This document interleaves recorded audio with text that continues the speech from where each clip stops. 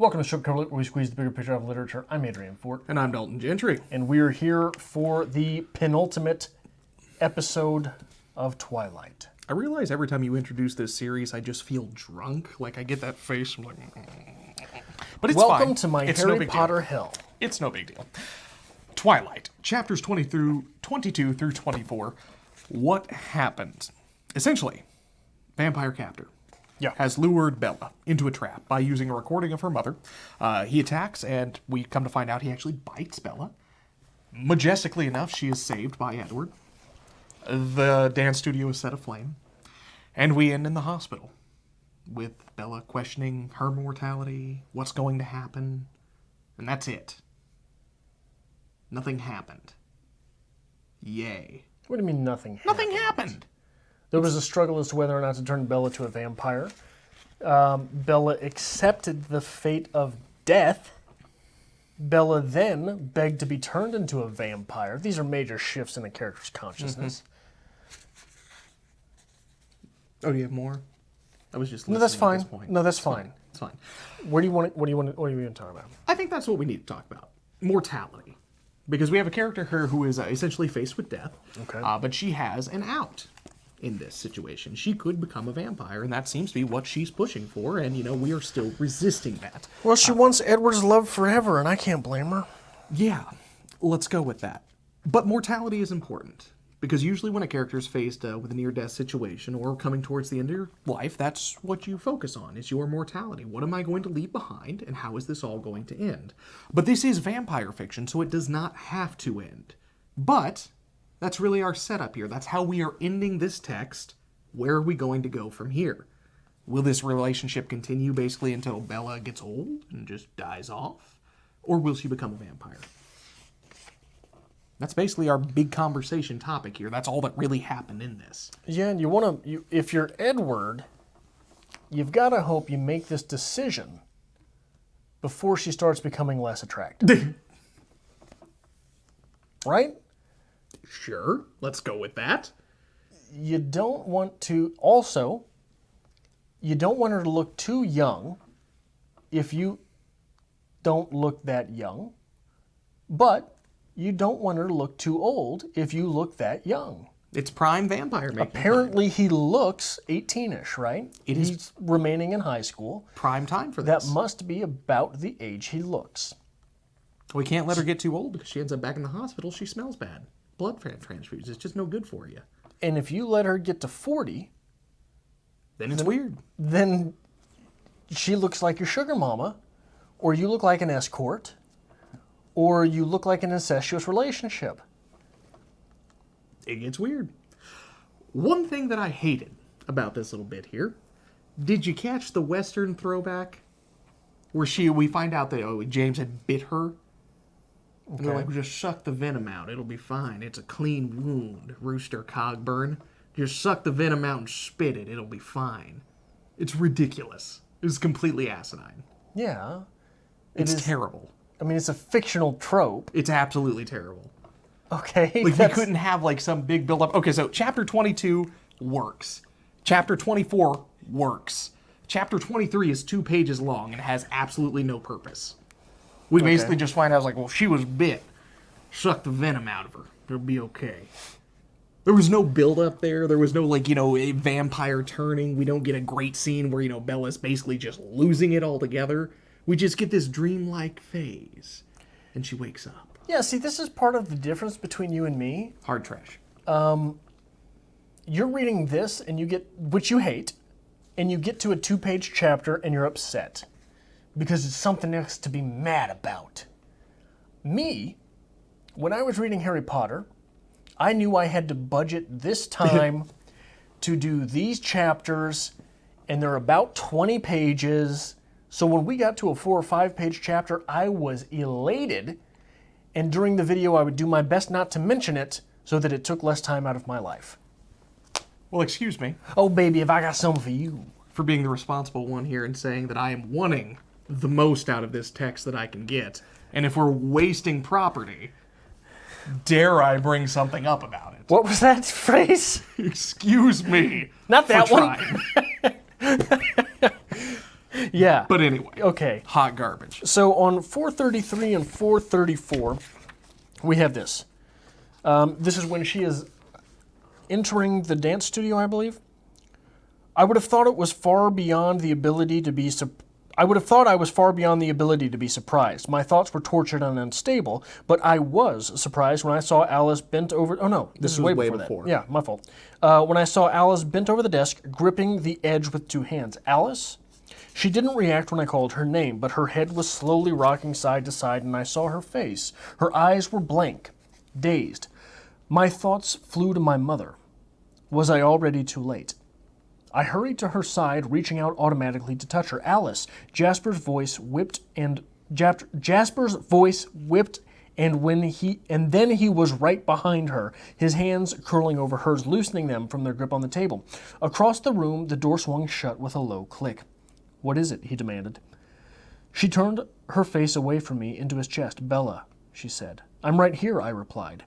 Her head twisted around, her eyes locking on mine, their expression still strangely blank. I realized at once that she hadn't been speaking to me. She'd been answering Jasper's question. This is a fairly well-constructed dynamic and tension. The writing in this book, you can tell from this situation, improves as it goes on. Earlier in the book, I don't know that Stephanie Meyer would have been the author capable of handling that dynamic. Okay. The way that in the extended scene, Bella intuits what is going on here. Intuits that Alice has seen Bella dying. Within the same scene, this sort of hints that vampires' superpowers are the same as their strength and their speed and their hearing, etc., in that they're regular human capabilities played up in order of magnitude, right? So Alice does not have this superpower of seeing the future. Okay. She has intuition. She has intuition on steroids. Yes. We are shown from this Bella intuiting what Alice had seen, suggesting, like I said, that these vampire superpowers are just human capabilities on steroids, which is interesting. It is. And we do get a better glance into, we'll call it the intuition on steroids, towards the end when they're discussing Alice's visions and how they're not always right. They can change. Which paints it more as intuition versus... Yes, it's an interesting dynamic. That's fair. However, we are given vampires. Machines for tracking and hunting, essentially, especially tracking and hunting human prey. Yeah. And who is the human in the situation? Bella, someone who is apparently a vampire magnet. Something about her just drives vampires to them. Her hair, just wafting in the wind. Catch that scent. "Do you mind?" I asked Jasper as we passed. "I'll just be a moment. I'll be right here," he said.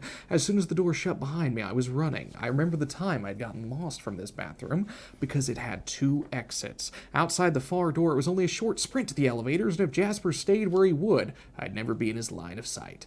I didn't look behind me as I ran. Well, isn't that convenient? What? Isn't what convenient? The old rope-a-dope here? Where she just goes in and out and just completely disregards the fact that she has 2 vampires there, tasked with keeping her alive and keeping track of her. I thought it was pretty good. No, it wasn't. It was hot garbage. No, I thought it was pretty good. Because you didn't ask Alice to take you. Why? She would have went with you. She would have went with you. Yeah. So she asked Jasper. Okay. Have you ever accompanied a woman to the restroom? Yes. What do? Stand outside and wait. Awkwardly. You turn your back, don't you? Yeah, you don't want to look at the door. You don't stand there staring at the bathroom door. You turn your back. He can smell her anyway. He can smell her hair anyway, right? Mm-hmm. So he knows he's not that far away from her anyway. Yeah, it doesn't work. It does work. It does not work. It does work. It does not. If it is a human, absolutely so. It does not work. These are vampires. They are meant to be tracking her. They're meant to be watching her. No, they're meant to be watching her, not tracking her. They're not looking for her. They're looking out for her. What part doesn't work with Jasper being there? It doesn't work. Why doesn't it work? He would have noticed immediately. And how would he can't read her mind. She doesn't get away that easily. It doesn't work like that. There's no way she gets away that quickly. It's a gorgeous piece of writing. It's brilliant. Absolutely terrible. And again, this is wonderful stuff. We're talking about Harry Potter, how when something goes wrong, magic makes it right. When something goes wrong in this, it's just pure happenstance, and we can fix it. What she goes just wrong? runs away. They lose her. They lose her momentarily until Jasper realizes she's been pissing for 15 minutes. I've got to go get Alice. No. And then they track her. It doesn't work. And then they track her. It doesn't work. Yeah, well, And in it 15 works. minutes, she doesn't get far enough away. No. I wasn't quoting the exact time, Dalton. Regardless, she catches a ride. if she got into a cab and just left, she doesn't Okay, get that far the away. moment she gets into the cab, she's gotten away. No. Because even though the vampires can run that fast, they can't stop the cab and take her because then they out themselves as vampires and superpowered. Doesn't work. It works. It doesn't work. It's brilliant. Anyway, carry on. It is a lo-fi rope-a-dope for a hi-fi tracker. So this is exactly the Anytime rope-a-dope. you have to use the word lo-fi rope-a-dope, it's garbage. It's exactly the rope-a-dope because George Foreman was big and scary, and that's where the rope-a-dope comes from. I'm sorry, I had to remind myself he's a boxer, not just a grill. I'm done. Anyway. 452. This is a very good example. So we get at the end of 22, she's been bitten and she's passing out and she's going to die, yada, yada, yada.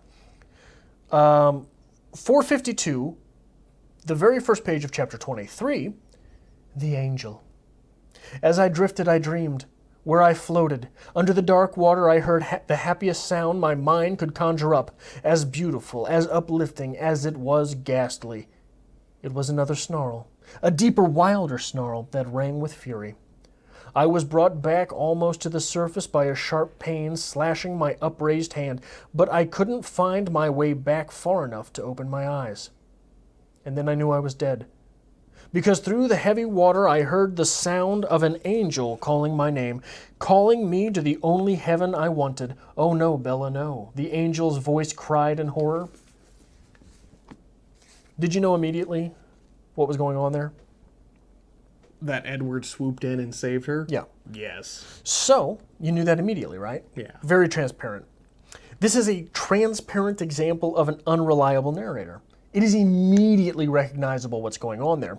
This is an example of how a slightly subpar writer proves as a learning ground for a lesser experienced reader.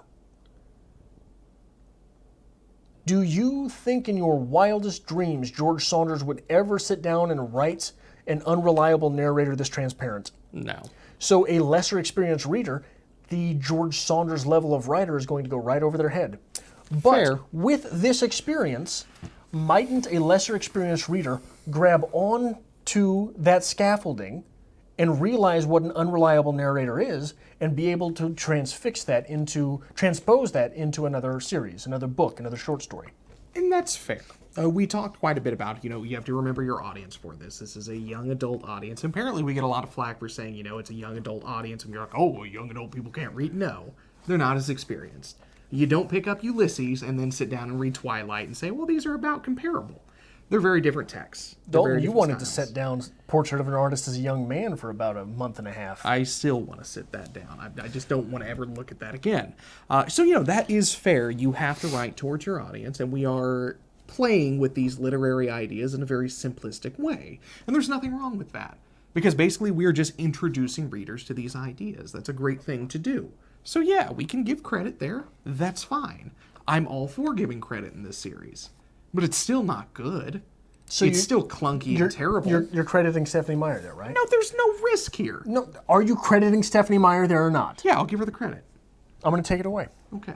The very kissing page, 453, a howl of rage strangled on the angel's lips. That is about the worst sentence I have ever read. A howl of rage strangled on the angel's lips. Well, she tried. I just wanted to put you back in that seat and take my seat as the curmudgeon back. It's a good seat. Good. But anyway, it's clunky. It's terribly clunky. Absolutely so, because there's no risk here. There's no fear. We have one chapter where we're like, oh, shit's gonna hit the fan. We don't know what's going on. It's risky. And then we get not even a half a page before, oh no, Bella, no, Edward. It's terrible. I want you to do the rest of our videos in that voice. That voice is, oh no, Bella, no. A Hanna-Barbera character. It's fantastic. It's like a lazy Yogi the Bear. Snaggletooth? Snagglepuss? That what it is? I don't know. Sourpuss? Something like that. Maybe. That's how I'm reading everything now. When you get to your next, we're reading it, I'll read it for you. I want you to go back to doing poetry videos in that voice. I died for beauty, but was scarce. Clunky. It's really clunky. There's no immediacy, there's no risk, there's no fear, because we know Edward's going to save him. And again, if I may point out, awfully convenient timing. Since Jasper and Alice apparently can just lose Bella like that and not know what's going on, they can find her awfully fast. They knew where she was going. I don't like it. You're a subpar reader. Anyway. So I want you to be Bella. What's her name? Bella. No. Isabella Swan. No, it's a Bella. I hate you. You're going to be Bella. So this is your paragraph and this is mine. 458. No, just reading my book. It's right here. Do I start? This is your paragraph and this is mine. But what did you tell her? I panicked. I had no interest in being soothed. My mom was here and I was recovering from a vampire attack. Why did you tell her I'm here? You fell down 2 flights of stairs and through a window. He paused. You have to admit it could happen. That's a funny guy. If you read it, I think that this book is much funnier if you read Edward not as Robert Pattinson, but as Patrick Bateman. You fell down 2 flights of stairs and through a window. You have to admit it could happen. That's fair. That's a funny delivery. Further, 462. You're going to be Bella again. Yeah, this is you. Needles, I explained. Needles? Looking away from the one in my hand, I concentrated on a warped ceiling tile and tried to breathe deeply despite the ache in my ribs. Afraid of a needle, he muttered to himself under his breath, shaking his head. Oh, a sadistic vampire intent on torturing her to death. Sure, no problem. She runs off to meet him. An IV, on the other hand. Again. The Patrick Bateman delivery makes this a very, very funny guy. I'll give some humor to it. That's fine. Do you have more? There's one more, I think. More of this. Again, though, completely unrealistic. Don't you enjoy playing Bella?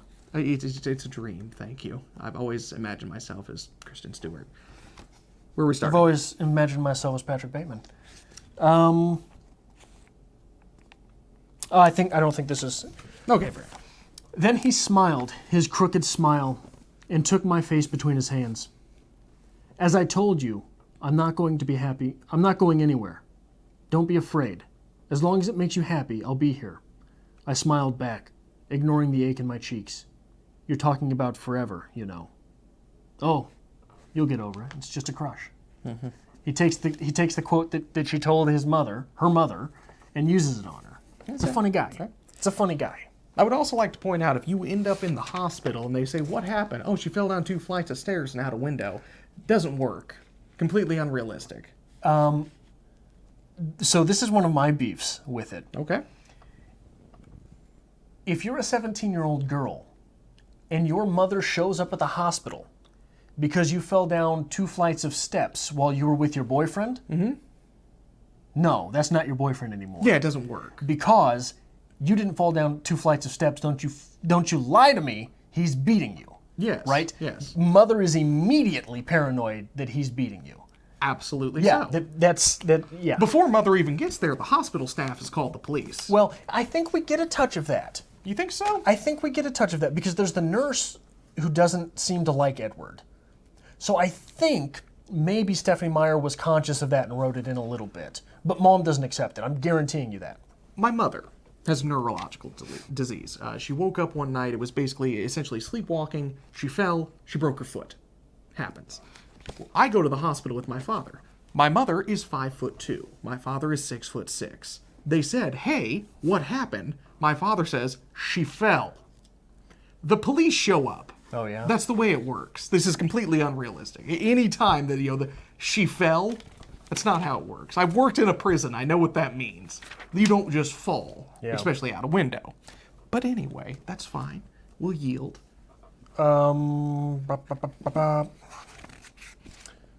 One questionable thing, while she was in bed there talking to Edward, she uses the phrase, "You'll never catch me betting against Alice."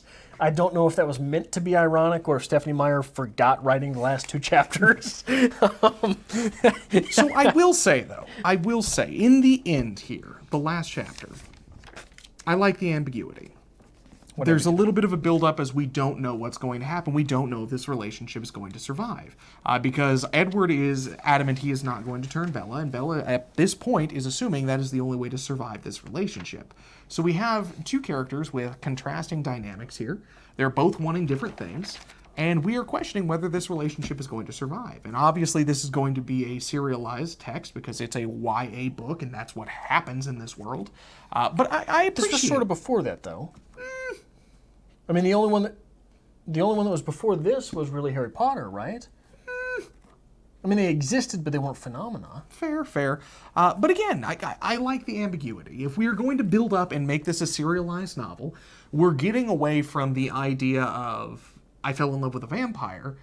We're making it more real now. We're talking about an actual relationship. It's a very realistic situation to be in. I want this, he wants that. Will this survive? And if this is being billed as basically a YA romance novel, I think it's good. I think it's a fine ending. It works. It sets up a dynamic for a next book, and it's a different dynamic. It's growth. So it's fine. It works. Was that it is growth or it is a Mike Tyson gross? Growth. Okay. Fair enough. Anyway, what else you got? It's 2 o'clock in the morning. I'm allowed to do that. I'm a funny guy. On 478, we get this. "That's the beautiful thing about being human," he told me. "Things change." This is at the culmination of their argument about whether he was going to turn into a vampire or not, yada, yada, yada. That's the beautiful thing about being human. Things change. Neil Gaiman says that a second draft is what you do to make it look like you knew what you were doing the whole time. Okay. The second draft, that's where you take something like that.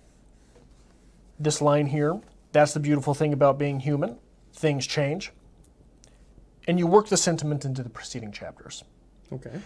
Perhaps I was not looking for it, and it is there. I don't remember anything like that in the beginning. So how do you do that? What does that mean?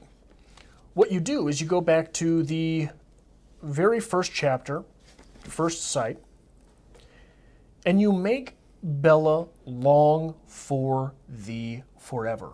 Okay. You make her long for the forever. You make her long for permanence. And we sort of get a taste of that because Bella is moving around so much. Bella is stuck in the impermanent. Okay. But she's moving back in with her father, which she hates, so I can't give this that credit. If you have Bella there who is, for lack of a better term, a journeyman in life. She's a man without a country. If you have her in that first chapter longing for permanence, well, that's the beautiful thing about being people, is that things change. Versus being a vampire where nothing ever changes. You have her looking for permanence while adoring impermanence. She's looking for something permanent in her life, but golly, I love the way the leaves look in the fall. Okay. I do not get that sense from the rest of this novel. Maybe I overlooked it. Okay. Maybe it's there and I just didn't digest it.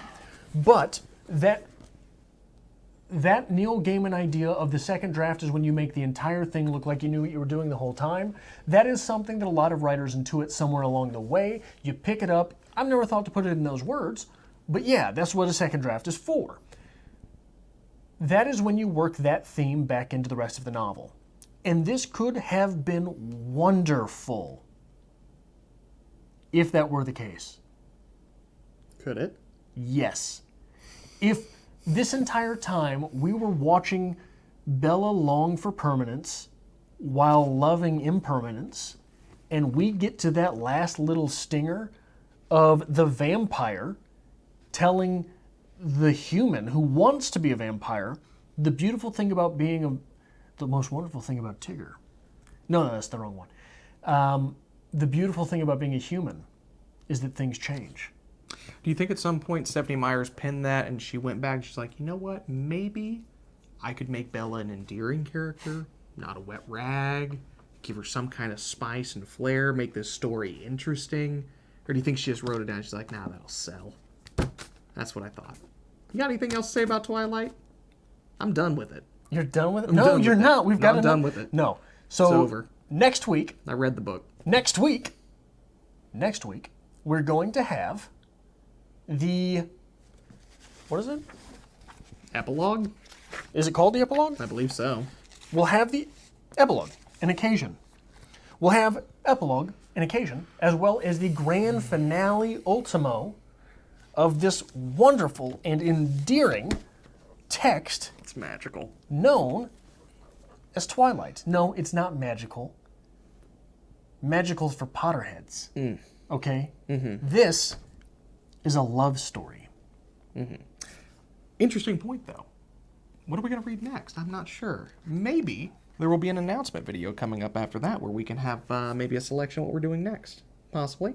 Maybe. You want to read the next Twilight book? You want to read New Moon? Newman? Newman. We can read Newman if you want. We'll read Newman. Or is it my turn to pick the book? Because this is garbage. We'll see. Okay. So if you like this kind of thing, make sure you hit the subscribe button down below. Give this video a like as well. We always appreciate it. And leave me a comment in the comment section letting me know that I am right about this text. I always appreciate when you say that. People have been agreeing with me. There are plenty of people agreeing with me. People agree with me on this. People normally agree with you. It's refreshing to see people agree with me. No, people agreed with you for 7 books of what is it called? Harry Potter? Yeah. No, people just disagree with that. It's like, you're not looking into the text far enough. I'm like, oh, excuse me. When I look into the text too far... Hold on. I wasn't able to read the comments for those. You always told me people were agreeing with you and disagreeing with me. Now that you've forgotten the lie, the truth comes out. That's fair. That's fair. Is that what's going on here? Subscribe, like, comment, etc. I'm going back and reading those comment sections, Salty. Patreon in the description below. We're going to see about this. We're done here.